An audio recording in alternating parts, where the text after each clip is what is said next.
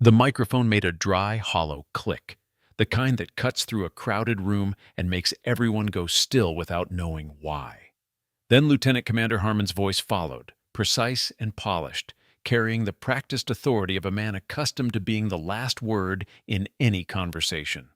Today's K-9 retirement ceremony represents the United States Navy's commitment to honoring 11 exceptional service animals who have completed their operational duty with distinction. Approved adoption candidates will be called in order of priority registration. The Pendleton Naval Base Reception Hall held 63 people that afternoon, March 14th, 2019, 1400 hours. Rows of folding chairs faced a low stage where 11 kennels were arranged in a single line, each occupied by a dog that had seen more of the world's worst places than most people in that room ever would. Officers in pressed dress blues filled the front 3 rows. Behind them sat military families, a cluster of journalists with lanyards and cameras, 2 civilian K-9 adoption organizations with color-coded binders, and a K-9 handling veteran named Sergeant First Class Dale Briggs, who had spent 31 years training dogs for units that the public wasn't supposed to know existed. Nobody in that room gave a second glance to the woman standing near the back wall. She was wearing a gray cotton shirt that had been washed enough times to lose most of its original color. Her hair was pulled back in a tight, functional knot at the base of her skull. Not styled to look unstylied, just contained. She wore faded cargo pants and running shoes that had logged serious mileage. No lanyard, no binder, no name tag, no unit patch, nothing to announce her presence as anything other than someone who had wandered into the wrong building and not yet been told. When Harmon's opening statement concluded with a breath, her voice came out of the back of the room like a stone dropped into still water. "I'll take all of them." The ripple started at the back and moved forward. A young enlisted man near the aisle turned first, then the couple beside him, then the row ahead. Someone laughed, a short, disbelieving sound quickly suppressed. Major Ellen Chen, standing beside the stage with a clipboard pressed to her chest, looked up from her paperwork with the expression of a woman who had just heard a car alarm go off in a library. Sergeant First Class Briggs didn't laugh. He studied the woman with the flat, unhurried assessment of someone who spent decades reading animals and had learned that the most dangerous thing in any situation was what you didn't recognize. He crossed his arms and waited. Commander Harmon set his folder of approved adoption paperwork down on the podium. He looked toward the back of the room with the careful patience of a man choosing his words around a situation he had not planned for. "Ma'am," he said, "this is not an animal shelter. These dogs have advanced military conditioning. They require certified handlers, appropriate facilities, and formal approval through the Naval K-9 Transition Program. Not everyone qualifies." The woman didn't respond. She didn't shift her weight or look away. She simply stood, shoulders squared, feet set at exactly shoulder width, hands loose at her sides. It was the kind of stillness that required training to produce, not temperament. The kind that came from standing in places where moving at the wrong moment carried consequences. Corporal Ray Vance, the facility's youngest security detail, caught a signal from Harmon's eyes and moved toward the back wall. He reached the woman and placed a guiding hand on her shoulder. She didn't move. Vance applied light pressure. Light. The woman's shoulder yielded like a wall, not with resistance exactly, more with the absence of yielding that made you suddenly aware of the difference between someone who didn't notice your hand and someone who was choosing to ignore it. In the corner near the emergency exit, a man in his late 50s stood with his hands clasped at the small of his back and watched. Master Chief Petty Officer Raymond Wallace hadn't spoken to anyone since arriving 20 minutes early. He'd positioned himself where he could see both the stage and the entrance. He was watching the woman near the back wall with an expression that was doing its best to stay neutral and not quite succeeding. He'd seen that stance before, that particular way of occupying space without consuming it. He pulled out his phone and typed a name into a search field connected to a database that most people in the room didn't know existed. Meanwhile, Dana Rice from the San Diego Tribune leaned toward her camera operator and pointed discreetly toward the back of the room. "That's the shot," she said, low enough not to carry. "Woman tries to adopt a whole litter of military dogs. Human interest piece. Get her face." The camera operator angled his lens. The woman didn't react. Not a flinch, not a glance toward the camera. She either didn't notice or had made a decision about noticing that the rest of the room hadn't caught up with. Harmon tried once more, his voice carrying the kind of diplomatic patience that preceded bureaucratic escalation. "Ma'am, I'm going to have to ask you to either present your pre-registration paperwork or step outside and speak with our administrative staff." The woman looked at him. "I worked with these dogs," she said. 4 words, no elaboration. The room didn't laugh this time. The silence that followed had a different texture, still skeptical, still dismissive in places, but edged now with something uncertain. Briggs uncrossed his arms. He'd been reading animals for 3 decades. He recognized the particular quiet that preceded something unexpected. "Worked with them how?" Briggs asked, his voice carrying across the room without effort. The challenge in it was casual, comfortable, the voice of a man who knew the right answer before the question finished. She didn't answer him either. Before we go further, if this story has already caught your attention, you're not alone. Thousands of viewers have already hit subscribe because they know every time we post, something real happens on this channel. Hit that subscribe button right now and ring the bell so you never miss a story like this one. It's completely free. And what's coming in the next few minutes of this video? You're going to want to be sitting down. Briggs unfolded his arms and took a slow step toward the stage. He looked at Harmon, then at the 11 kennels behind him, then back at the woman with the careful deliberation of a man who had decided to make a point. "You want to demonstrate something? Fine." He moved toward the last kennel on the right. "I'll make this real simple. This is Zeus, Belgian Malinois, 34 kilograms, 8 years of operational service.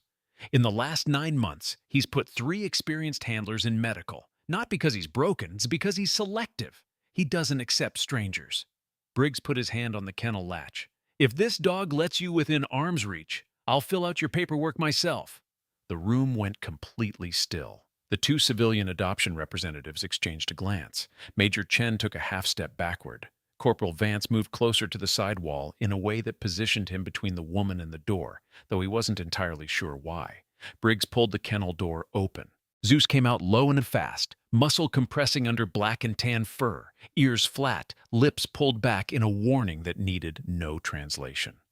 Several people in the third row leaned back simultaneously. The dog planted its feet 10 feet from the woman and issued a sound from somewhere below vocal, a vibration more than a sound, the kind that registers in the chest before the ears. The woman looked at Zeus, not the wide, startled look of someone confronting an unexpected animal, not the carefully controlled steadiness of someone managing fear. She looked at him the way you look at something you recognize, familiar in a way that went deeper than sight. Her chin dropped a fraction. Her weight shifted forward almost imperceptibly, toward the dog instead of away. Zeus held his ground for 3 seconds, then 5. His ears moved, 1 degree, then 2, swiveling forward from their flattened position. His nose worked in sharp, decisive pulls. Then he walked toward her. Not the charge of a dog making a decision, the measured approach of an animal arriving at a conclusion it had already reached. He stopped 18 inches from her outstretched hand, pushed his muzzle into her palm, and sat down. The tail moved. Slow, deliberate sweeps, not the frantic happiness of a rescue dog finding a treat, but the quiet recognition of something that had been waiting. The room didn't breathe.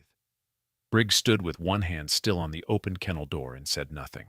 His jaw was set in the particular way of a man who has made a public prediction and is processing the moment it fails.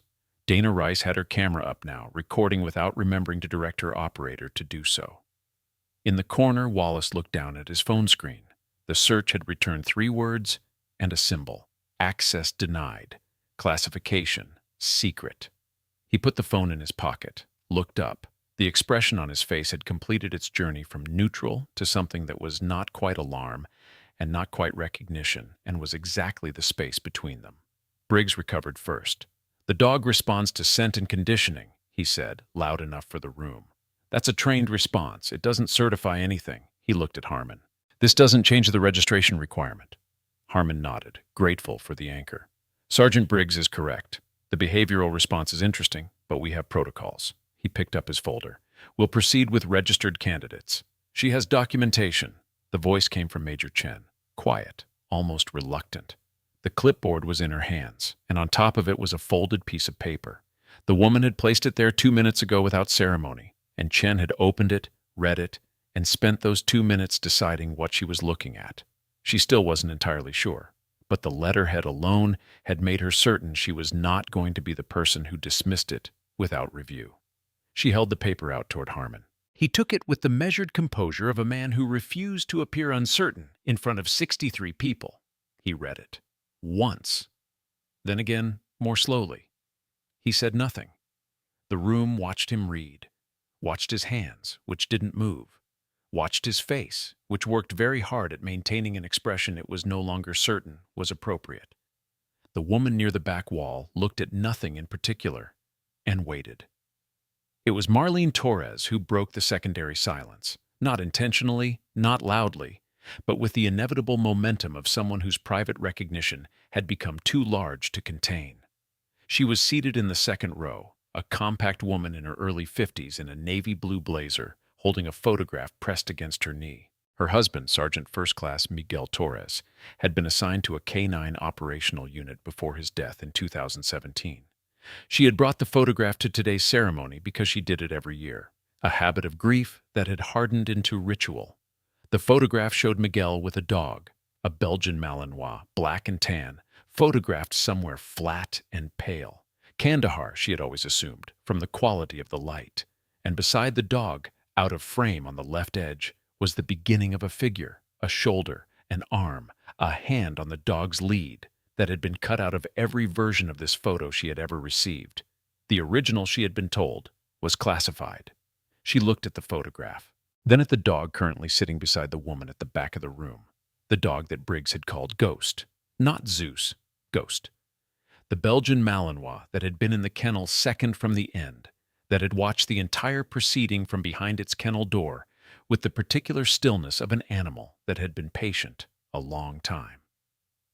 Marlene Torres said nothing, but her right hand closed around the photograph until the edges bent. Lieutenant Marcus Webb, 26 years old and 18 months into his first posting, was seated at the end of a row near the aisle with his tablet on his knee. He had run the name the way any thorough junior officer would, fully and quietly, with the expectation of finding nothing more interesting than a civilian contractor record. What he'd found instead was a locked door at a classification level that his current clearance could see the outside of, but not open.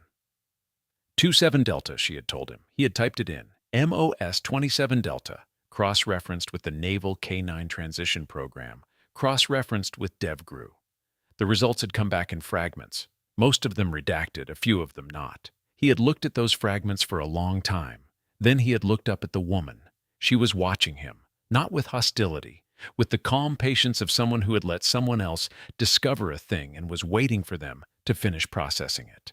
Webb put his tablet face down on his knee. Right now, before the biggest reveal of this entire story, take 5 seconds and drop a comment. Do you think they'll figure out who she really is? Type ghost if you think they already suspect something, or blind if you think they're still completely clueless. Your comment might end up pinned. We read every single one. And if this story is hitting different, share it with someone who needs to hear it today. We'll be right back. The ceremony had begun again. Harmon had chosen forward momentum over the alternative, and the first registered adoption candidate, a civilian K-9 trainer named Robert Ash, had been called to the stage. He was professional, experienced, and prepared, with a 200-page application binder and 3 facility inspection reports. The dog he was being paired with, a 7-year-old German Shepherd named Bravo 7, was pacing his kennel with the anxious energy of an animal that had been in institutional care too long. When Ash opened the kennel door and stepped forward, Bravo 7 backed up. The handler kept his body language open and slow, the way you were taught, the way the manuals described. The dog tolerated his approach but didn't relax, kept his weight back, ears unsteady. From the back of the room, a single word in Dutch, spoken at conversation volume. Roestig! Bravo 7 stopped moving. His ears came forward. He looked toward the back of the room with the focused attention of an animal that had just heard something it recognized. Ash turned around. Several people near him turned. Briggs, who was standing to the right of the stage, turned last, and the look on his face when he found the source wasn't surprise exactly. more like a man confirming a suspicion he'd been refusing to commit to. The woman was looking at Bravo 7, not at any of the people watching her. She gave the dog a short, deliberate nod, an acknowledgement, or a release, or both. Bravo 7 turned back to Ash and stepped forward. Ash looked back at the woman, then at Briggs. Briggs shook his head slightly. Not a negation, more the involuntary motion of someone recalibrating. Harmon moved on. The second kennel. The third. Each new pairing drew the ceremony forward, but the room's attention had developed a divided quality, half with the stage, half with the back wall. It was during the fourth pairing that Briggs made his next move. He crossed the room to the kennel labeled Ranger, a 7-year-old Labrador retriever, explosive detection, cleared from active duty 9 months ago following a sustained period of anxiety response that had made reliable deployment impossible. Ranger was one of the program's difficult cases. He didn't aggress. He simply failed to respond, to engage, to acknowledge anything outside of whatever internal space he had retreated into. 9 months of patient reintegration work by 3 separate handlers had produced incremental improvement and no meaningful progress. This one, Briggs said to the room, without looking at anyone in particular, hasn't made meaningful contact with a new handler in 9 months. Behavioral withdrawal post-deployment. If you've worked with these dogs like you say, and now he looked at the woman, you'll know that's not a training problem. That's something else. He unlatched Ranger's kennel. The dog came out slowly, head low, tail still. He crossed the floor without orienting to anything. The flat, unfocused movement of an animal operating on instinct without engagement. He reached the center of the room and stopped, nose down, not sniffing, just resting.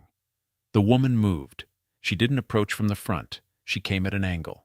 Not directly, not a wide circle, but a gradual curve from the left side that brought her into the dog's peripheral field gradually, the way you approach an animal that has learned that direct approaches precede bad outcomes. She didn't make eye contact. She let her hand hang low. She dropped to one knee when she was still 6 feet away and waited. Ranger's nose moved. One slow, deep pull of breath. She waited. The dog's head lifted. Not much. 2 inches. 3. Enough. She moved the last 2 feet and her hand found his side. And what she did then stopped Briggs mid-breath. Her fingers found a specific point along Ranger's left rib cage. Not petting, not examination. A precise point of contact on a specific scar line, and held pressure there for 3 seconds. The dog's body changed. The rigidity that had been holding him like a frame from the inside dissolved.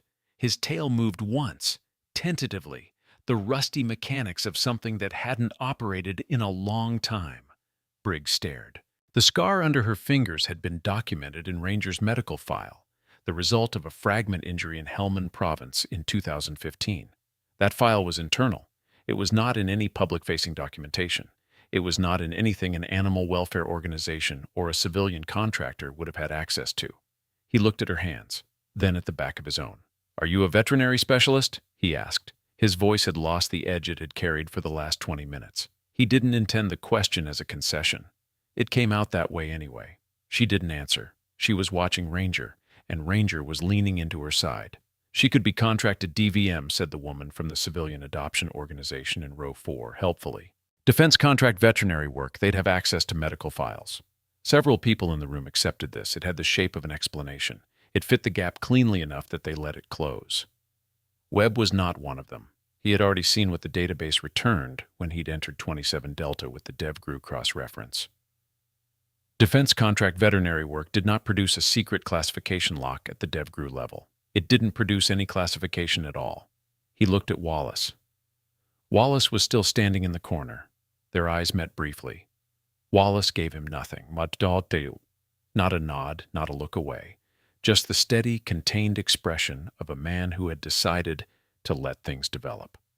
The ceremony moved into its second half. Harmon had regained his rhythm, the registrations were proceeding, and the remaining kennels were being paired off with a professional efficiency that gave the room somewhere to put its attention.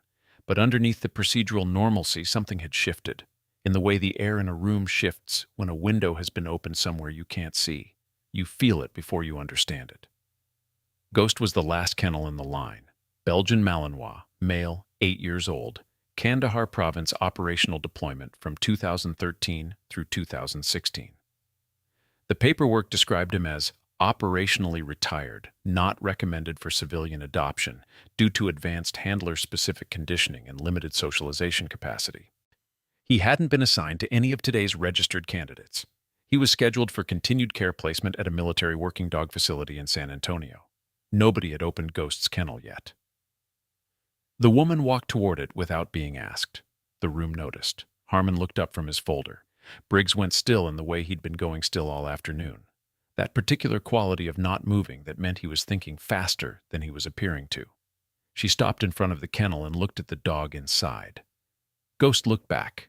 The dog had been watching the entire ceremony from behind his kennel door with an attention that was different from the other dogs. More focused, more deliberate. The quality of an animal that is not nervous, but is waiting. When the woman stopped in front of him, something in his posture changed. Not relaxation, resolution. The difference between a soldier standing at ease and a soldier returning to attention. She opened the latch. Ghost came through the kennel door and did something that made Briggs take an involuntary step forward and made 3 different people in the front row reach for their phones simultaneously. He didn't sit. He didn't stay. He lowered his chest to the ground with his hindquarters still raised. A full bow, a deep, formal submission that was not the defensive cowering of a frightened dog, but the deliberate, intentional deference of a working animal, acknowledging its handler. The room understood that they were watching something they didn't have a category for. Marlene Torres stood up. She stood slowly, the way people stand when their legs are uncertain, but their conviction isn't. She held the photograph in both hands. Her voice came out smaller than she intended, and then it didn't. "I know that dog," she said. "That's the dog in my husband's photograph from Kandahar, 2015. She looked at the woman. "There's a person in that photo who was cut out. Every version of that photo I was ever given, the person holding the lead is gone. They told me it was classified." The room went very quiet. "My husband talked about that handler," Marlene continued, and her voice had steadied now, found its footing in the necessity of saying this out loud. "He said that person had saved his life. He said he never knew how to explain what it felt like to owe someone something that large and have no way to repay it." The woman was looking at Ghost, her right thumb pressed against her closed fingers once, a controlled, small motion. The only one. "Classified operations still involve people," Briggs said, and his voice was entirely different from what it had been 40 minutes ago. Flat, factual, working through something aloud. "I've been in this program 31 years. I've seen every handler that came through the K9 integration track. I've seen every name on every unit roster that touched these dogs." He looked at her directly. "Your name isn't on anything I've ever had clearance to read. And I've had a lot of clearance."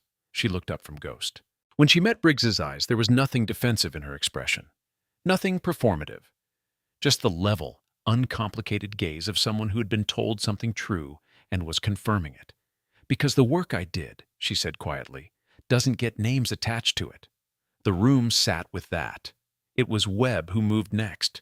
Not dramatically, not with announcement, just the careful, methodical action of a junior officer doing exactly what his position required. He pulled his tablet back out, opened the cross-reference field, typed in 27 Delta again, and this time added a location, Kandahar Province, Sector 7, and a date, August 12, 2013. The result came back in 3 lines before the remaining fields blacked out. MOS 27 Delta, Special Operations Veterinary Specialist. Assignment, DevGru K9 Assault Troop. Last known deployment, Kandahar Province, Sector 7, August 12, 2013. He looked up from the screen. She was looking at him, not with warning, with the quiet patience of someone who had decided to allow something and was watching it arrive at its own pace. Webb put the tablet down. He didn't say anything. He straightened in his chair and kept his hands still. Harmon had been handed a message during the last exchange, a secure communication from Naval Special Warfare Command, brief and direct, time-stamped 4 minutes ago. Do not release K9 assets until identity of civilian applicant confirmed. Classification, review, pending. He read it once, looked at the woman, looked at the room. The journalists, the families, the cameras, the 63 people who had come for a routine retirement ceremony. And were now watching something none of the program's public affairs materials had planned for. He folded the message and placed it under his folder. He decided to continue. A man in a gray suit entered through the side door. No announcement, no escort, moving with the directional certainty of someone who knew where he was going. A laminated badge was clipped to his chest pocket. NSA.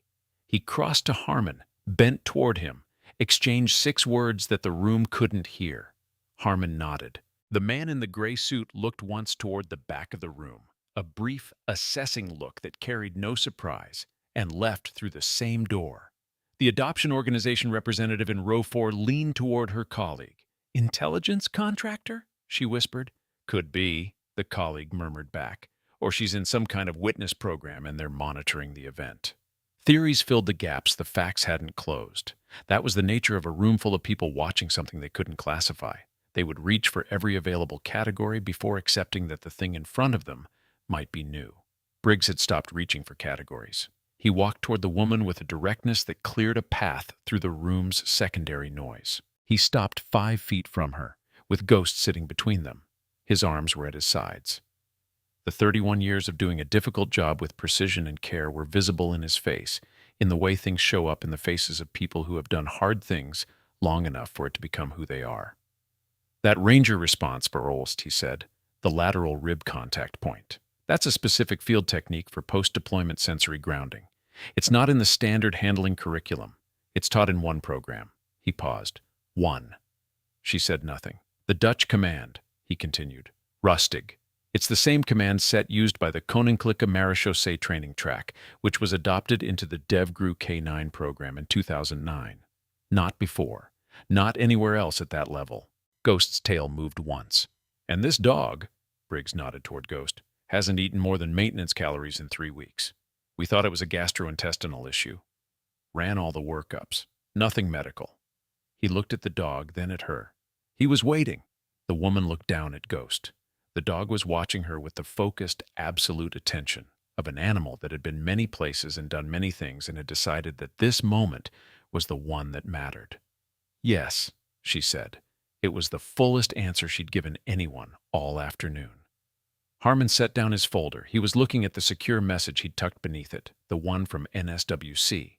He was looking at the tattered edges of the protocol he'd been standing on for the last hour. He was looking at the woman who had walked into his carefully organized ceremony with nothing but a piece of folded paper and the kind of stillness that takes years to learn and a lifetime to earn. He opened his mouth. "Ma'am, who are you?" The question landed in the room and stayed there.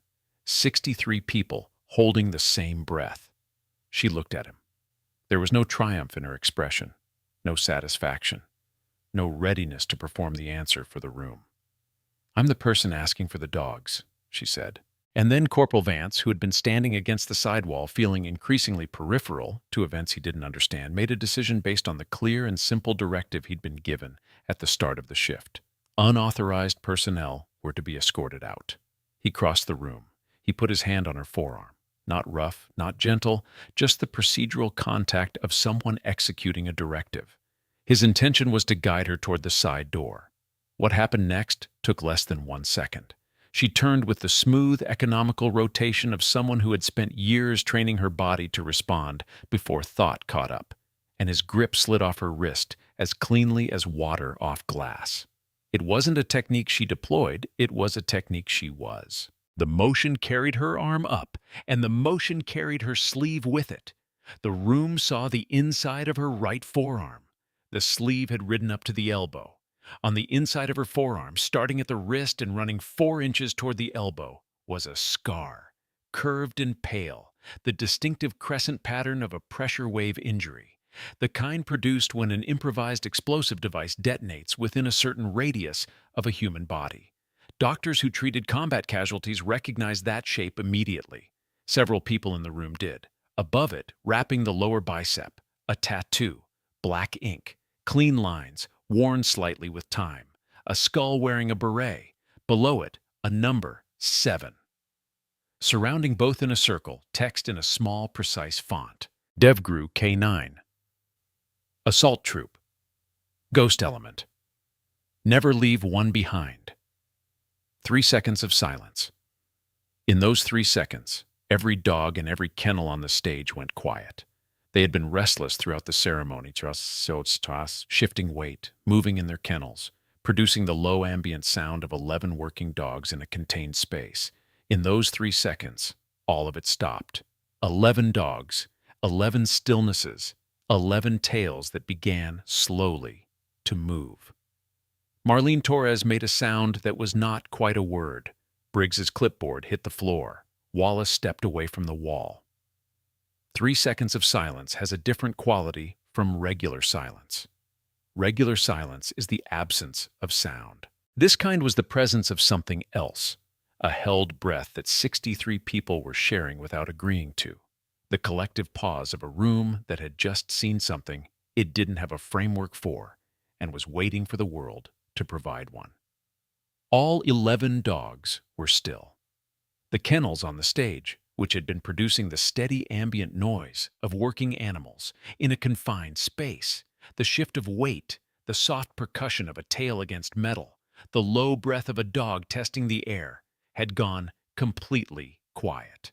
Not startled quiet, not frightened quiet, the particular stillness of animals that had recognized something and were waiting to see what would happen next.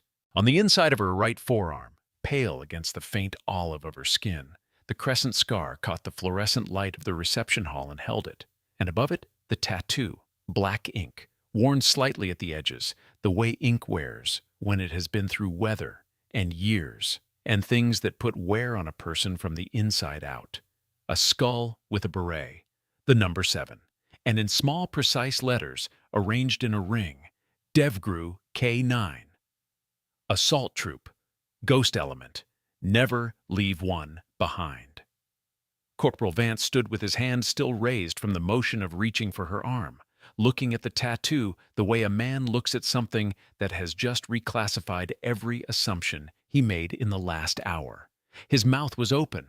He closed it. He took one careful step backward. Dana Rice had her camera up. The red recording light was on. She was not speaking into it. Master Chief Wallace crossed the room. He didn't hurry. He moved with the unhurried deliberateness of a man who had been waiting for this particular moment and had decided that it deserved to arrive without being rushed. The room parted for him without knowing why. Something in the way he moved made space for itself. He stopped 3 feet from the woman and looked at her for a long moment. His hands were still. His expression had arrived finally, at the thing it had been working toward since he'd first seen her standing at the back wall. Then he stood straight, not the posture of ceremony, not the practiced positioning of formal occasions, but the real thing, the instinctive alignment of a man's spine when he is in the presence of something that earns it. "Petty Officer First Class Maya Reeves," he said. His voice was even and clear and carried to every corner of the room without effort. "Ghost Element 7, DE5, GR, UK9 Assault Troop." The name landed in the silence and stayed there, the way a stone stays in water after the ripples have moved out from it. Harmon's head came up from the folder he'd been gripping with both hands. He looked at Wallace, then at the woman, at Maya, then back at Wallace as though the triangulation might produce a result his own understanding had refused to generate. Briggs hadn't moved since his clipboard hit the floor. He was still in the same position. Forward weight, arms not quite at his sides, the posture of a man interrupted mid-motion by something that stopped all other motion. He was looking at Maya with an expression that had cleared itself of everything except attention. Marlene Torres was standing. She hadn't chosen to stand. Her body had made the decision before the thought arrived. Her hands were pressed flat against her sternum, the photograph caught between her palms and her chest, and she was looking at Maya with the wide, fractured focus of a woman who has been carrying a question for years and has just walked into the room where the answer lives. The room held. Maya did not look triumphant. She did not look vindicated. She looked the way a person looks when a door they have been keeping closed for a long time has finally been opened from the other side. Not relief, not release, but the still, careful expression of someone assessing what comes next. She pulled her sleeve down, slowly, without flourish. Harmon moved first among the officials. He reached beneath his folder and withdrew the message from Naval Special Warfare Command. the one he had chosen to ignore 25 minutes ago, the one that now carried the weight of a decision he would have to account for. He set it on the podium without reading it again. Then he reached for the sealed envelope that Wallace had placed on the edge of the registration table 12 minutes ago. In the quiet way that Wallace had done everything this afternoon, without announcement, without explanation, at exactly the right moment. Harmon broke the seal. Inside was a document packet 3 pages deep. The first page was letterhead, Naval Special Warfare Command, Coronado, California. The second page was partially redacted, black bars covering names, dates, and grid coordinates, but leaving visible the operational designation, Operation Dark Shield. Below it, unit identification DEVGRUK9.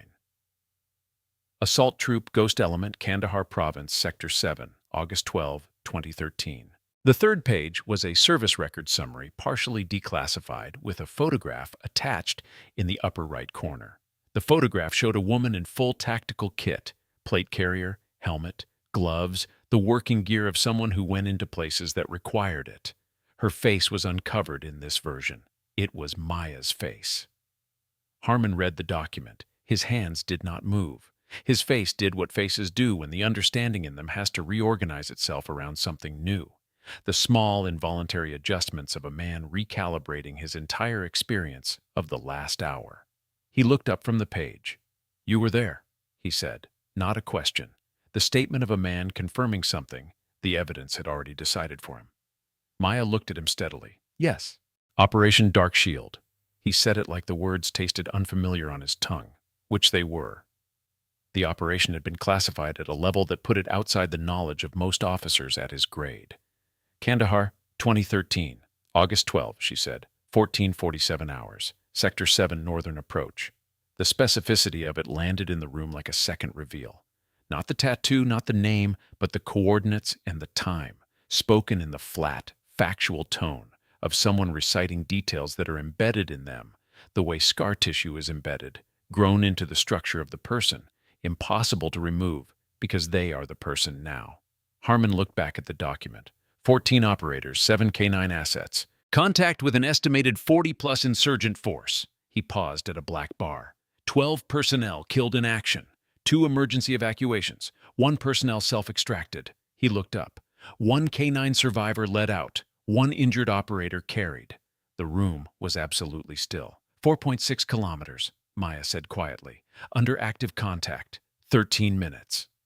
13 minutes. 4.6 kilometers. Under fire. With a wounded man on her back and 1 surviving dog on a lead, and the kind of concentrated forward motion that the body only produces when the alternative is not surviving. The specifics of it passed through the room the way cold air passes through a gap. You felt it before you understood it. Wallace was the one who added the piece the document hadn't included. He spoke to the room without directing his words at anyone in particular, just filling in what needed to be known. "She requested the redaction herself," he said. "Every version of the operational record that references Ghost Element 7's extraction. The personnel identification is at her request, classified indefinitely. No citations, no public record, no name." Briggs made a sound. It wasn't a word. It was the sound a man makes when something he thought he understood has been turned over to reveal a completely different shape underneath. "Why?" The question came from Webb, and it came out before he could decide whether asking it was his place. He looked down immediately, as though he could retrieve the question, then looked up again because he needed the answer more than he needed the discretion. Maya considered the question the way she'd considered most things this afternoon, without hurry, without performance. "Because the men who didn't come back didn't get their names in headlines either," she said, "and I wasn't interested in being the exception." The room breathed. It was a single sentence, and it was the whole architecture of the thing. The reason for the gray shirt and the unmarked attendance and the single folded document, and the 31 months of anonymous recovery from injuries that the medical reports, if anyone had been allowed to read them, would have described as extensive and unlikely to support full resumption of physical activity.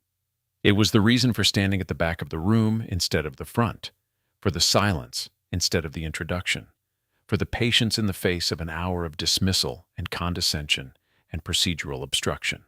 Not hiding, not performing humility. making a choice about what kind of person she was going to be in the aftermath of things that could make a person into several different kinds, most of them harder and colder and more armored than what was standing in front of them now. Marlene Torres couldn't contain it anymore. She moved from her row with the unsteady momentum of a woman whose composure has been doing structural load-bearing for too long. She crossed the center aisle and stopped in front of Maya with both hands still pressing the photograph to her chest. When she spoke, her voice was steady, in the way of things that are held steady by effort rather than ease. "My husband, Miguel Torres, Sergeant First Class 23rd Naval Support Activity." She stopped, breathed. "He was in Sector 7, August 2013. The room was very quiet. Maya looked at Marlene Torres directly. The first time in the entire afternoon that she had given someone that full, unguarded attention without the quality of assessment in it. This was something different. Recognition of a specific kind of grief, the kind that comes from losing someone who went somewhere they couldn't follow and never fully came back, even in the stories other people told. "He stayed with Ranger for 45 minutes, Maya said, under a rock ledge, north face of the ridge, after the first contact. He kept the dog calm when the dog wanted to run. That's the reason Ranger is still alive." She paused. "Miguel Torres was not a small person in the way he occupied a firefight. I want you to know that." Marlene Torres closed her eyes. Just for a moment. 4 seconds. 5. The way a person closes their eyes when they are holding something they have been carrying for a long time and have finally been given permission to set down. When she opened them, they were wet, but her voice when it came was cleaner than it had been before. "Did he?" At the end, "He was not alone," Maya said. Simply, completely. "He was not alone."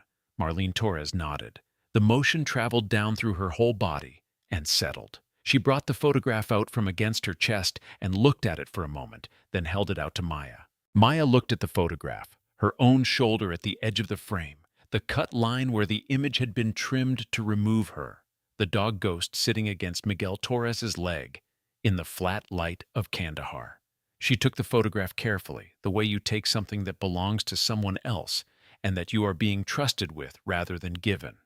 "I'd like you to keep this copy," Marlene said, "the one with the whole picture in it. I want you to have the version that isn't cut." Maya looked at her. Something moved in her expression, brief, contained, but real. "Thank you," she said. It was only 2 words, but from a woman who had used words sparingly all afternoon. 2 words from Maya Reeves had the weight of a paragraph from anyone else. Harmon had been standing at the podium with the declassified document in his hands, watching the exchange between Maya and Marlene Torres with the expression of a man who is revising his understanding of what kind of afternoon this was. He set the document down carefully, the way you set something down when you want the setting down to be deliberate. He looked at Maya. "Why didn't you present this documentation when you arrived?" he asked. The challenge had left his voice entirely. What remained was genuine inquiry, the question of a professional trying to understand the shape of his own error. Maya met his eyes. There was no sharpness in her response, no recrimination, no satisfaction at having been proven right in the most theatrical way possible.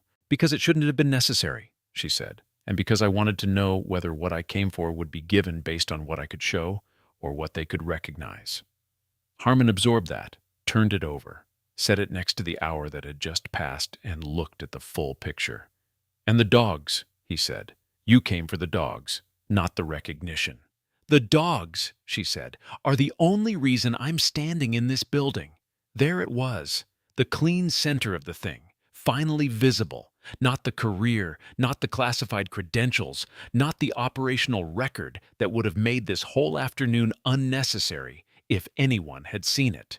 The 11 dogs in the line of kennels, some of them retired from theaters she had walked through, some of them carrying the particular wear of animals that have been in the field too long and need someone who understands what field wear looks like from the inside. She had come for them, the rest of it. The afternoon's worth of dismissal and bureaucratic obstruction and Briggs's public challenges and Harmon's careful protocols and Vance's misguided directives, all of it had been between her and the door. She had walked through it the way she walked through everything, without making it the point. Harmon turned to Major Chen. "Process the adoption paperwork," he said. "All 11 animals. Immediate approval." Chen looked at her clipboard. at the tidy stack of registered applications she had organized over the last 6 weeks, at the procedural architecture of the K-9 transition program that governed exactly this kind of decision. Then she set the clipboard on the table. "Yes, sir," she said. It was Briggs who moved next. He didn't speak first. He reached into the left breast pocket of his uniform and removed something small, something he had been carrying for long enough that the removal of it required a deliberate act of decision rather than a casual retrieval. He held it between his thumb and forefinger for a moment before extending his hand toward Maya. A dog tag, not military issue. The shape was right, but the metal was different, heavier, and the etching was done by hand rather than machine. The text on its face read, "Ghost 7. I made it," Briggs said. His voice was entirely flat, emptied of everything that wasn't the fact. After the program received notification that Ghost Element had been stood down, 2014. We were told the unit designation was being retired. Nobody told me what happened to the personnel. He looked at the tag. I kept it because I didn't know who to give it to. I kept it because it felt wrong to have a designation exist and not have something physical to mark it. He placed the tag in Maya's palm. 31 years, he said, and I've never once given that to the wrong person. She closed her fingers around it. The weight of it was nothing. A few grams of stamped metal. The weight of it was everything else. Webb had stood up from his chair at some point in the last several minutes without fully noticing the decision to do so. He was standing at the end of his row, with his tablet held against his side, watching the room with the expression of someone witnessing something they will spend a long time trying to explain accurately to people who weren't there. "Petty Officer Reeves," he said, and the formality of it was deliberate, a sign of respect rather than distance. "Naval Special Warfare Command has been in contact." He checked his tablet. "There's a standing invitation for a program consultation at Coronado, the K-9 Veteran Care Initiative. They've been trying to reach you for," he looked at the date on the message, "7 months. Maya looked at him. "I know. You haven't responded. I'll respond when the dogs are settled." Webb processed this, wrote it down on a mental list of things that were going to require him to update his understanding of how certain kinds of people operated. "Yes, ma'am," he said. Ghost had not moved from Maya's side since leaving the kennel. He was not the dog that had been documented in 9 months of behavioral reports, the withdrawn, maintenance-only animal who tolerated human proximity without engaging with it. He was sitting with his shoulder against Maya's leg and his head up, watching the room with the clear, operative attention of a working dog that has found its context again. His tail moved in slow, even strokes against the floor. Zeus had padded over from the spot near the wall where he'd been standing since the ceremony began its reorganization, around the afternoon's actual center of gravity. He positioned himself on Maya's other side without being directed, 240 pounds of combined animal flanking a woman in a faded gray shirt, and the image was so precisely the inverse of how the afternoon had started that several people in the room seemed to feel the reversal physically. Ranger came last, slowly, still with the particular carefulness of an animal navigating the world with attention to things that had hurt before.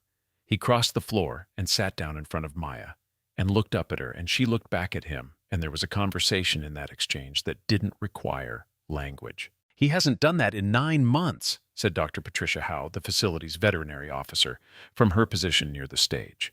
She had been watching the afternoon with the professional attention of someone whose work was the well-being of the animals in front of her, and her voice carried the particular note of a scientist acknowledging an outcome her methodology hadn't predicted. "Self-initiated approach, contact-seeking behavior. We've been trying to reestablish that baseline for 3/4 of a year." "He knows what safe feels like," Maya said quietly. "He just needed to find it again." The room had rearranged itself, not physically, the chairs and kennels were where they had been, but in the distribution of its attention. The 63 people who had arrived for a routine retirement ceremony had become witnesses to something else, and the shift was visible in the quality of their stillness, the way people go still not from discomfort, but from wanting to see clearly. Dana Rice had lowered her camera. She was sitting on the edge of a folding chair near the aisle with the camera on her knee and the recording light still on, but pointed at the floor. She had a notebook open on her other knee, and the pen was in her hand, and she had not written anything in the last 12 minutes. She was looking at Maya with an expression that had undergone a significant revision from the one she'd arrived with. The human interest piece, woman tries to take home a whole litter of military dogs, had been the version of events she'd walked in holding. The version of events currently in front of her was different in kind, not degree. It wasn't more interesting than she'd expected. It was more real. It required a different kind of writing, the kind that didn't start with the camera up and the caption ready, but with the patient accumulation of what had actually happened. She clicked her pen closed. She would not file a story tonight. She'd known that for about 15 minutes. What she would file and when and how to do it justice, that was the work ahead. For now, she was just a person who had been in a room when something true happened, and she was trying to hold the shape of it, carefully enough to carry it out intact. Before the final moments of this story, if you've made it this far, you already know this channel is different. We don't just tell stories. We find the ones that matter. Share this video with one person right now, a veteran, a dog lover, someone who needs to believe that quiet people carry the loudest history. Subscribe. We have more coming. Don't miss it. The formal ceremony had, in the most technical sense, concluded.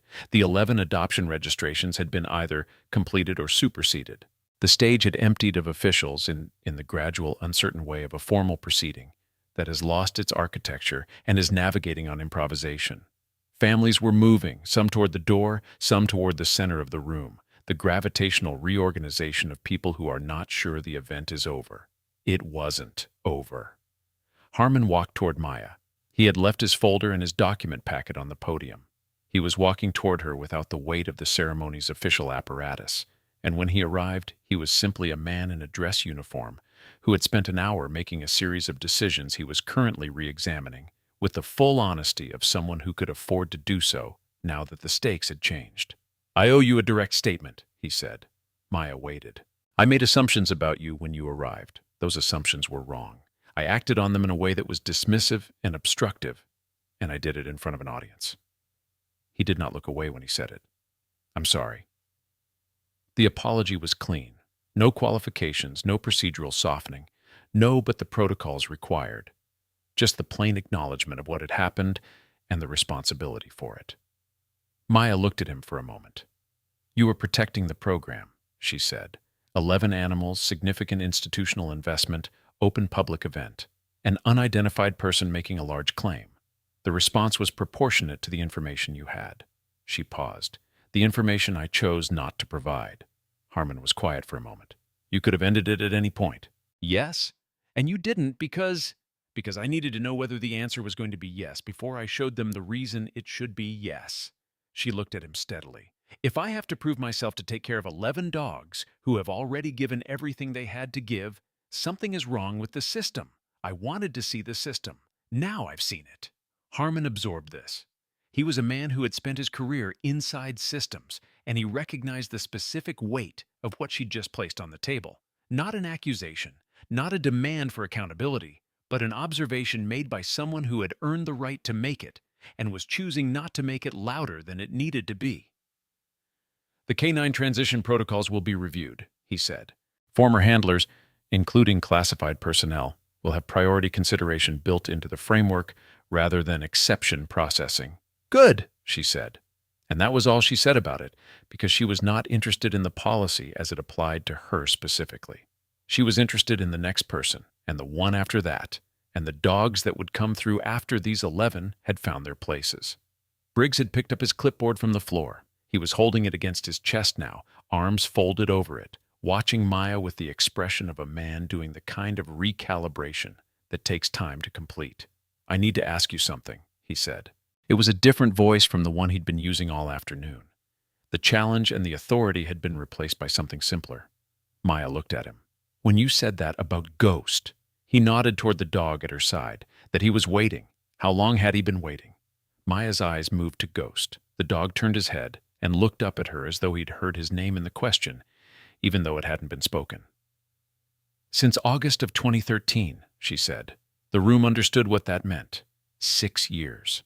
6 years of behavioral withdrawal, of maintenance calorie intake, of the particular inward retreat that looked, from the outside, like damage, but was, from the inside, something closer to waiting.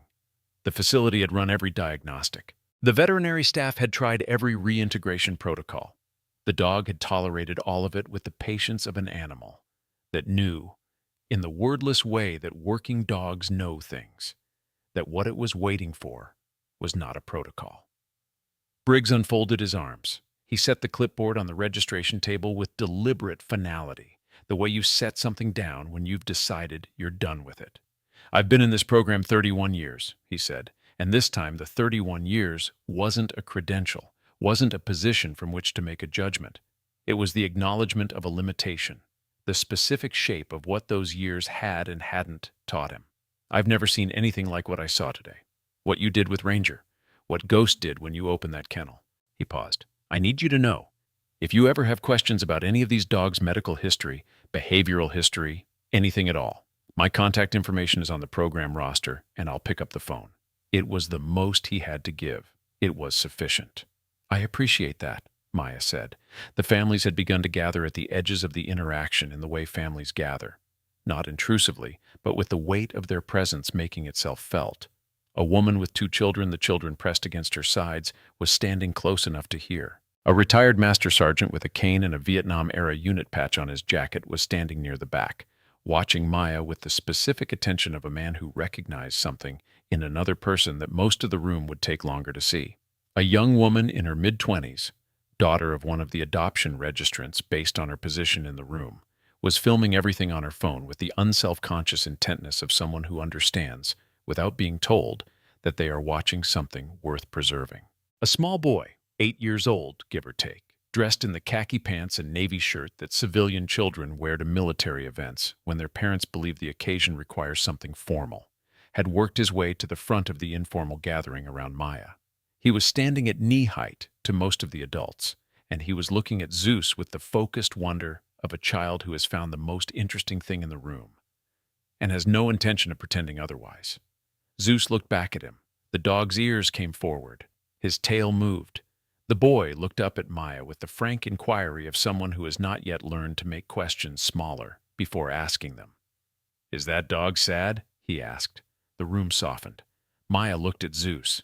The big Malinois was still watching the boy with those forward ears, his entire large body oriented toward the small person in front of him, with something that, in a different species, would have been called attentiveness. "He's been in a place where he couldn't be himself," Maya said. "It looks like sad. It isn't exactly sad. It's more like waiting for the world to make sense again." The boy considered this with the gravity of a child applying genuine cognitive effort. "And now it makes sense again?" "It's starting to," Maya said. The boy looked at Zeus for another moment, then back at Maya. "Good," he said, with the clean satisfaction of a person who has received the information they needed and considers the matter resolved. He turned and worked his way back through the adult legs toward his family. Dr. Howe had crossed the room to stand near Maya with a folder.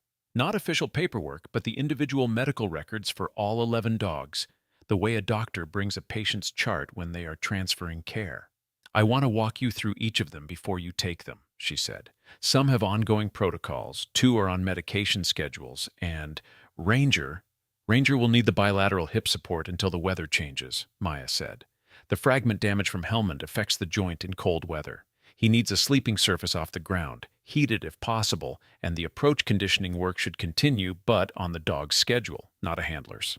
Howe looked at her over the folder.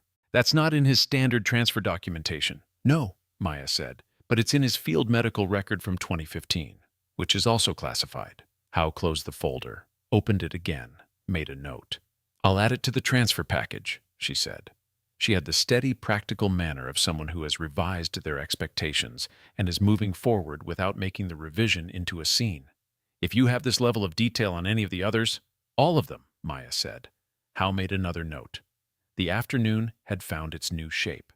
The ceremony, formally concluded or not, had become something that didn't have a name in the program's procedural documentation.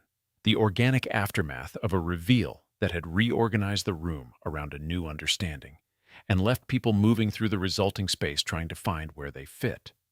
Wallace returned to Maya's side after making 2 phone calls in the corridor. He carried himself with the unhurried confidence of a man who has spent a career in positions where the work happens underneath the visible surface, and who is entirely comfortable in that space. "NSWC confirmed the adoption transfer," he said. "All 11, effective immediately upon paperwork completion," He paused. There's also a message from Rear Admiral Stokes. He wants to speak with you when you're available. Tell him I'll call when the dogs are settled, Maya said. Wallace allowed himself the closest thing to a smile he'd produced all afternoon. I'll tell him that exactly. He won't like it. No, Wallace agreed. He'll respect it, though. Lieutenant Webb found his voice again about 8 minutes after the tattoo had been revealed, which was approximately how long it took him to stop being a person watching something extraordinary and remember that he was also a person with a function in this room. He stepped toward Harmon with his tablet, pulling up the NSWC message thread on one side of the screen and the classification cross-reference result on the other. Sir, he said, keeping his voice at a register that wouldn't carry past the two of them, the secure communication from Naval Special Warfare Command, the one requesting identity confirmation before release of the K9 assets, I think we need to formally acknowledge receipt and provide a status update. Harmon looked at him, then at the tablet, then at Maya, who was still standing in the center of the room with Ghost at her side, and the room slowly rearranging itself around her. Draft the response, Harmon said. Status, identity confirmed. Asset transfer authorized pending completion of formal documentation. Copy to Rear Admiral Stokes. Webb typed, sent. Watched the confirmation appear on his screen with the small, clean satisfaction of a task completed correctly, despite the hour of confusion that had preceded it. Sir, he added, I want to note for the record, the classification lock on Petty Officer Reeves's personnel file triggered automatically when I ran the cross-reference with DevGru. I was operating with standard clearance. I couldn't have retrieved any meaningful information through normal channels. Which means, Harmon said carefully, that there was no way for the program's administrative staff to have identified her prior to the event. Correct, sir. Harmon was quiet for a moment, looking at nothing in particular. That doesn't make this afternoon's proceedings look better, he said. No, sir. Make a note of that, too. Already have, Webb said. Across the room, one of the families that had stayed, a young couple with 2 children, the husband in civilian clothes but carrying himself with the particular posture of recent military service, had approached Maya with the tentative directness of people who have something to say and are uncertain whether the moment allows for it. The man extended his hand. Sergeant First Class David Park, he said. Retired Army Ranger, Kandahar, 2012 through 2014. He paused. I don't know the details of what happened in your unit. I wasn't there. But I was in that province, and I know the terrain, and I know what 4.6 kilometers under contact means. He stopped. Maya took his hand. I just wanted to say, Park continued, that there are people who went through that area who are alive, because units like yours did things that never got put in any report. We were allowed to read, and we knew that. We knew what was happening out there, in the parts of the mission we didn't have visibility into. He shook his head slightly. We never knew how to say thank you because there was no one to say it to. You just said it, Maya told him. His wife, standing slightly behind him with one child pressed against each leg, looked at Maya with an expression that was simply open. No performance of respect, no self-consciousness, just a person looking at another person and wanting the look to communicate something true. My kids ask questions about what their dad did over there, she said. They want to understand why it mattered, why the things that were hard were worth being hard. She glanced at her husband, then back at Maya. Today is going to be part of what we tell them, that people like you exist, that service can look like anything. Maya looked at the 2 children. The older one, a girl, about 10, with her father's eyes and her mother's direct gaze, was watching Maya with the precise, inventory-taking attention of a child who has been told something is important and is doing the work of understanding why. Your dad's back, Maya said to her. That means something went right. The girl nodded, solemnly, as though this had been confirmed for the record. The paperwork took 40 minutes. Chen processed it with the focused efficiency of someone who has decided that the best way forward is forward, and the 11 transfer documents were completed, signed, and filed before the last of the ceremony's attendees had finished their conversations and moved toward the exits. Harmon signed each page himself. Briggs witnessed. Webb notarized. While the paperwork was being completed, Maya moved through the remaining kennels, not to demonstrate anything, not for the room, but because the dogs needed it. She spent 3 minutes with each animal, not training, not handling, just contact, the specific intentional presence of a person the animal recognized as safe, given without agenda, without the performance of care that humans add when they're being watched. Each dog settled. The behavioral reports from the last 9 months, with their language of elevated anxiety indicators and resistance to handler approach and limited social engagement, described animals that were experiencing the absence of the one thing the clinical vocabulary couldn't name. Maya didn't name it either. She just provided it, and the dogs received it the way thirsty animals receive water, without ceremony, without gratitude performance, just the immediate physical relief of the body finally getting what it needed. The paperwork took 40 minutes. Chen processed it with the focused efficiency of someone who has decided that the best way forward is forward. And the 11 transfer documents were completed, signed, and filed.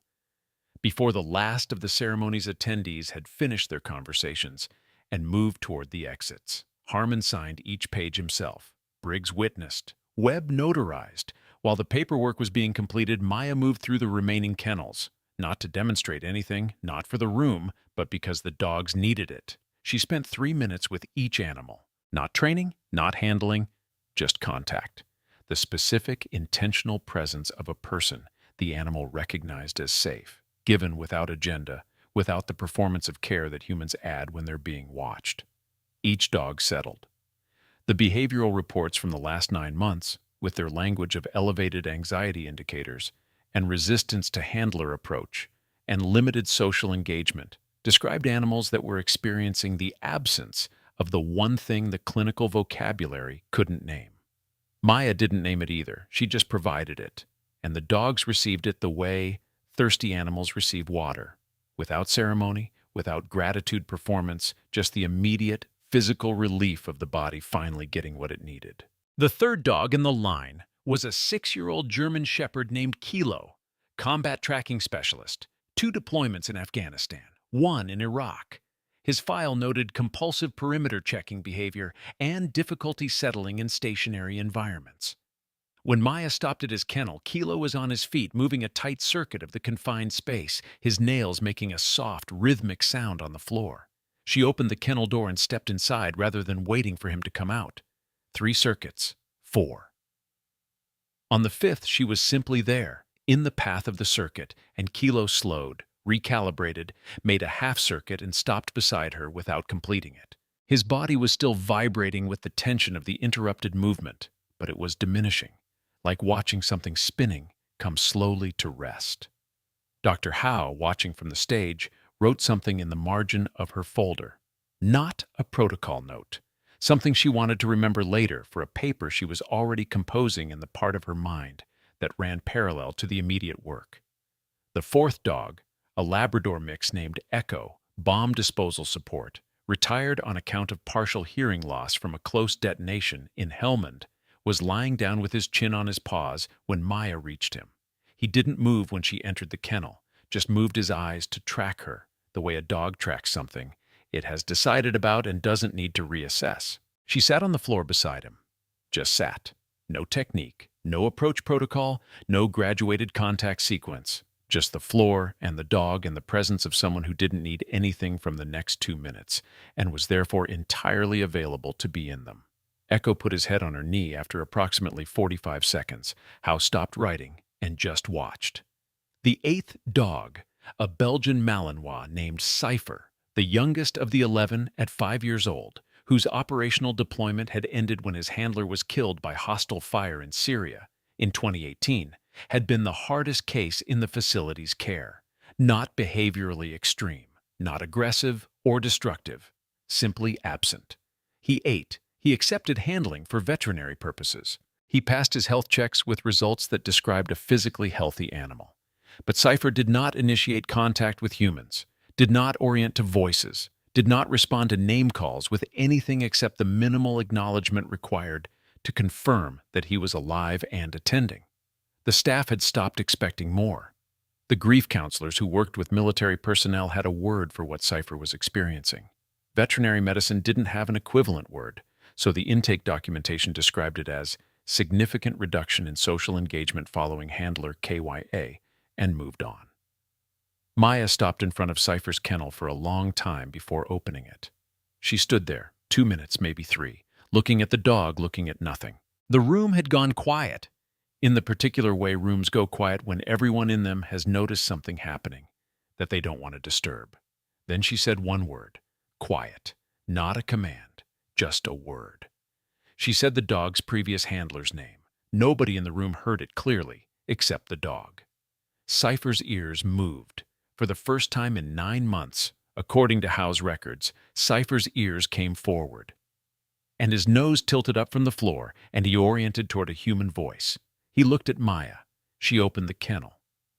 He came out slowly, not the careful, protective slowness of a worried animal, but the deliberate, considered movement of something that is deciding to trust a thing and wants the decision to be made clearly rather than by accident. He stopped in front of her, looked up at her face. She crouched, put both hands on either side of his head.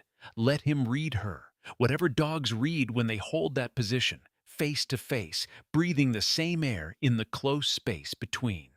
After a moment, Cypher pressed his forehead against hers. Someone in the back of the room made a sound, not a word, just the involuntary exhale of a person whose emotional containment has reached its limit.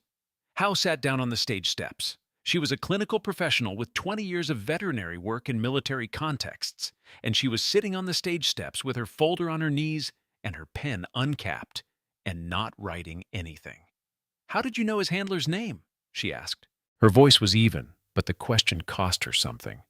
"He told me about him," Maya said, still crouched, still with Cypher's weight against her. "Who told you?" Maya looked up at Howe. "Cypher did." There were things that professional documentation could capture and things it couldn't, and this was one of the things it couldn't. The specific knowledge that comes from years of working alongside animals in extreme conditions. The accumulated literacy of someone who has been in enough places where human and animal survival were interdependent, that the language between them stopped being metaphorical and became something else, something operational, something real. Howe wrote in her folder for a long time after that without stopping. The 9th and 10th dogs, a pair of German shepherds named Alpha and Bravo, who had worked as a bonded tracking pair and had been kept together in adjacent kennels at the facility because separating them had proven psychologically costly for both, required almost no time at all. When Maya opened both kennels simultaneously, they came out and flanked her without instruction, taking positions that mirrored the formation they had used in the field, and the muscle memory of the positioning was so clear and so practiced that it was impossible to look at it and not understand exactly what kind of work they had done together. The 11th dog, a stocky, gray-muzzled German shepherd named Major, the oldest of the group at 9 years, whose operational career had included 3 combat deployments and a stint as a training program demonstration dog that had produced more certified canine handlers than any other single animal in the program's last decade, was waiting in his kennel with the particular composure of a very old working animal that has seen enough to have stopped being surprised by anything. When Maya opened his kennel, Major walked out, turned around once, and sat down directly in front of her with the formal precision of a dog performing a known behavior for a known person.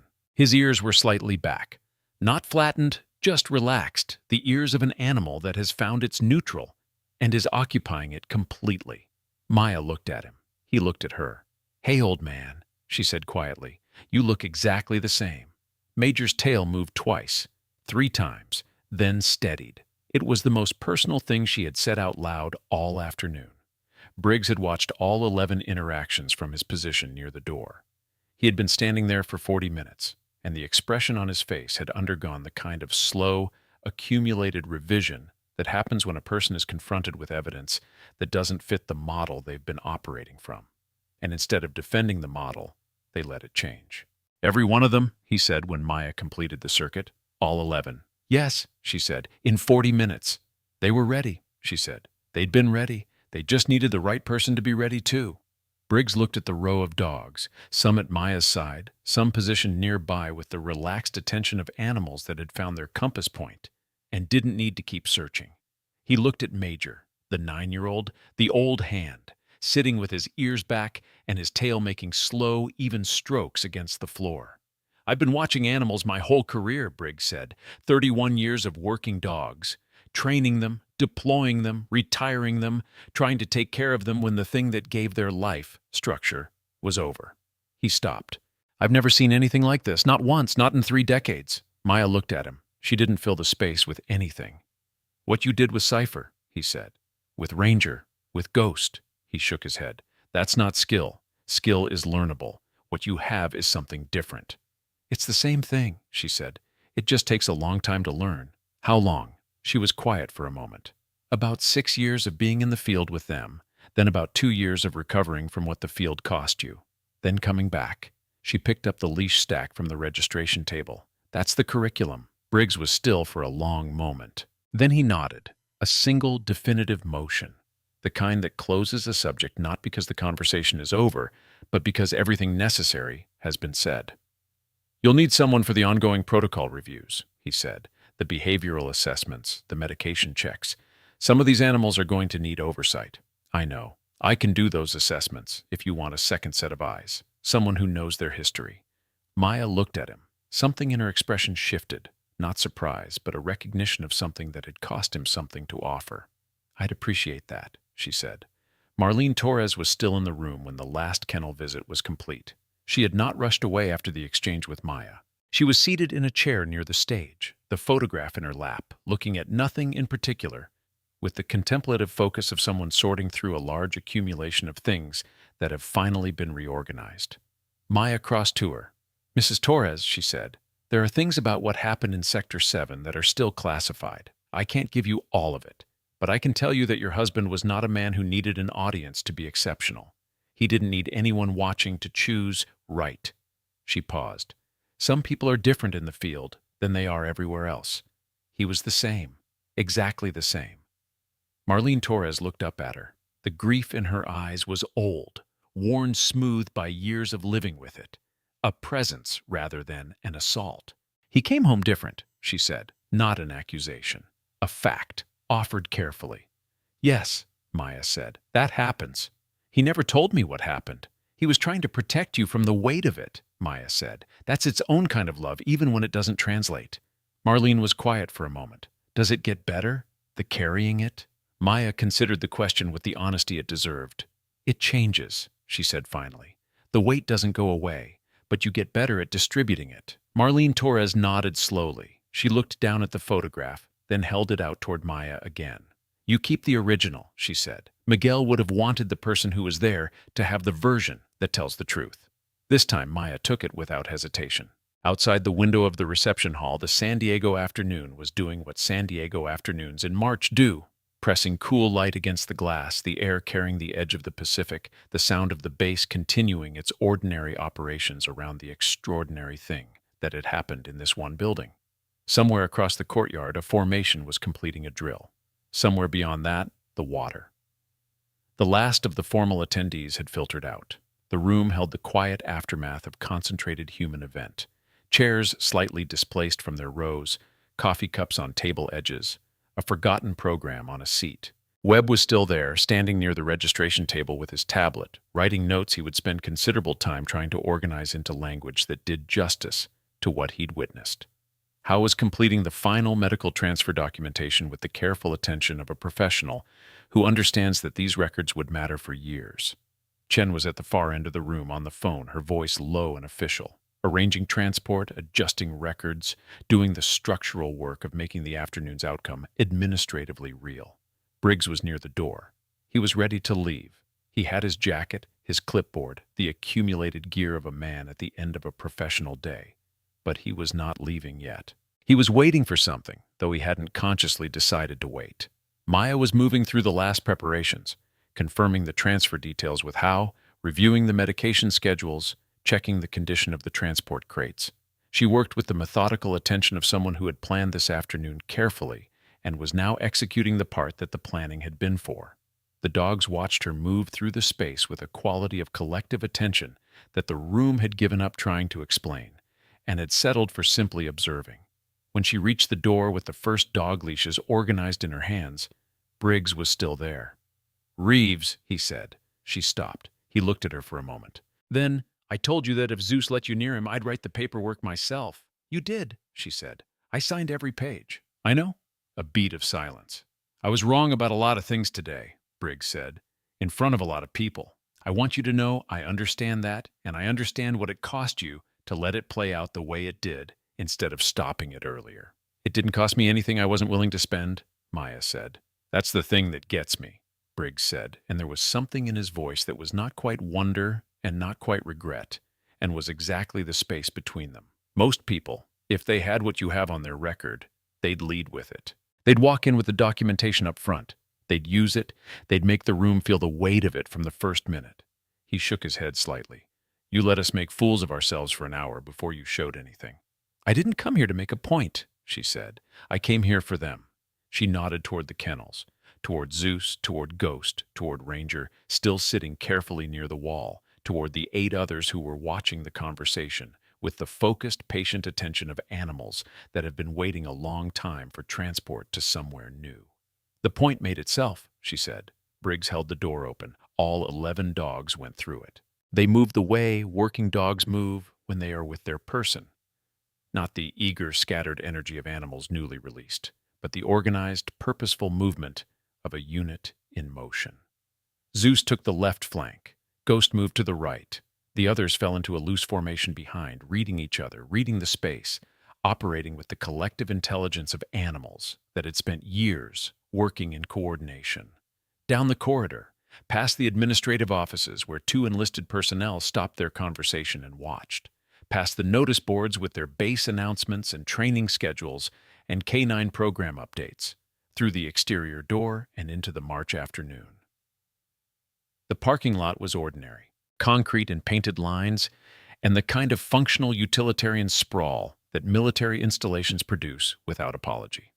Maya's vehicle was at the far end, an older model pickup truck, the extended cab kind with a custom canopy over the bed that had been modified with ventilation grills and interior lining. Not glamorous, extremely sufficient.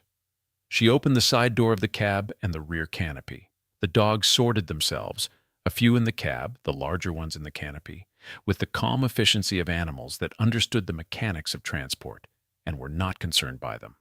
Ghost took the position directly behind the driver's seat. Zeus settled into the back corner of the canopy with a sigh that was audible and absolute. The last to load was Ranger. He stopped at the step up into the canopy and stood for a moment, looking back at the reception hall building. The way an animal looks at a place it is leaving, not nostalgically, not with regret, but with the specific taking inventory attention of a creature that is completing something. Then he looked at Maya. She waited. Ranger stepped up into the truck. Maya closed the canopy door, checked the latches, walked around to the driver's door with the unhurried competence of someone completing a task they had been planning for a long time and were now simply completing it.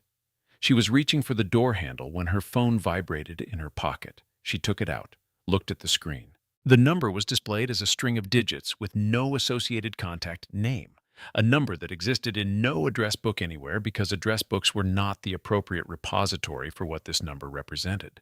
She had seen it twice before. Both times had preceded something significant. She looked at the number for a long moment. Then she put the phone back in her pocket without answering it. She got into the truck. Behind her, through the rear window of the cab, Ghost was watching the building recede as she pulled out of the parking space. His expression, if expression was the right word for what a dog's face did, was the specific, settled quality of an animal that has made peace with the distance between where it has been and where it is going. Maya did not look in the rearview mirror at the building. She looked forward. The gate was ahead, the road beyond it. The afternoon light was coming off the Pacific in long, flat angles that made everything look precise and specific, each shadow cast exactly, the world rendered with the particular clarity that good light on the right day can produce if you're paying attention. The gate guard waved her through without stopping her. She pulled out onto the public road. The phone vibrated again. Same number. She drove. Inside the reception hall, the room was doing what rooms do after the event they were built for has concluded. Chairs being folded, lights beginning to cycle through their shutdown sequence. Webb was still at the table, still writing. He had stopped trying to make the notes efficient and was writing everything he could remember chronologically before it began to lose its edges. Howe had finished her documentation and was packing her bag with the thoughtful carefulness of a person who has had a professionally unusual day and is processing it by doing the next task carefully. Dana Rice sat alone in the third row from the back. Her camera was off. Her notebook was open, but the pen was capped. She was looking at the empty kennels on the stage, 11 of them, doors open, the cedar chip bedding and the water bowls and the worn blankets still in place, already belonging to something that had moved on. She had a story. She had known that from the moment the tattoo appeared. The story was significant, was the kind of content that produced the numbers she was evaluated on, would generate the attention that the Tribune's digital metrics were built around. She was not going to write it. Not tonight, not as a breaking story, not as the dramatic reversal of a routine event, not with the headline that had been forming in her head since 1443 hours, with the kind of automatic professional instinct that she was, for the first time in a while, choosing not to follow. She thought about the phone call she was going to have to make to explain this decision to her editor. She thought about the footage on her camera, which was good footage, which told the afternoon clearly and without embellishment. She thought about Marlene Torres in the second row with the photograph pressed against her chest, and about the 11 dogs walking through the door in formation, and about the word ghost spoken in Wallace's clear, even voice, into the absolute silence of a room that had spent an hour looking at something without seeing it. Some things were worth more as memory than as content. She closed the notebook. In the far corner of the parking lot, the man in the gray suit, NSA badge, no introduction, 6 words to Harmon during the ceremony, sat in a nondescript sedan and looked at his phone. He composed a message with the compressed, specific language of someone reporting to an entity that preferred its information precise and its language minimal. The message read, "Asset confirmed. Ghost 7 active. Do not contact." He sent it. He watched the gate for another 30 seconds. Then he started the car and drove in the opposite direction from Maya's truck. And whatever organization he was reporting to received its message and made whatever note it made and added it to whatever accumulation of notes already existed under the file that probably didn't have her name at the top but had her number, her route, and enough context to know that the most dangerous kind of person was the kind who could walk into a room with nothing and leave with everything they came for, without making anyone feel the weight of what had just happened until it was already done. Harmon was the last official to leave the building. He stood in the empty reception hall for a few minutes after the others had gone. The podium, the empty stage, the row of open kennels, the table where the adoption paperwork was stacked and filed and formally concluded. He thought about the message from NSWC that he had ignored, about the 40 minutes of procedural obstruction that had preceded the moment everything revealed itself, about the fact that if the afternoon had gone differently, if Briggs hadn't made the challenge with Zeus, if Wallace had intervened earlier, if Chen had pressed the question of the folded document sooner, the outcome would have been the same. The dogs would have gone with her. She had the documentation. She had the claim. The outcome was never in question. What had been in question was the room, what it would reveal about itself when a woman who had given everything and asked for nothing walked in and asked for 11 dogs and was met with 60 minutes of institutional resistance. He had his answer to that. He turned off the lights. The road north of Camp Pendleton runs along the coastline for several miles before turning inland. On a clear March afternoon, with the windows down and the Pacific running blue and silver to the west, it is one of the more straightforwardly beautiful drives in Southern California. The kind of view that doesn't ask anything of you, that simply exists in its own completeness and offers what it offers without commentary. Maya drove with both hands on the wheel and the windows cracked enough for air to move through the cab. Behind her, Ghost had his nose against the gap in the rear window, pulling the outside world in through that narrow channel. The truck was full of dog, the collective warmth and breath of 11 animals settling into transport, the low ambient sound of 11 different resting rhythms finding a shared pace. The phone was quiet now. The number had stopped calling. She thought about the sealed file on Rear Admiral Stokes's desk, the one requesting her consultation on the K-9 Veteran Care Initiative. 7 months of unanswered messages.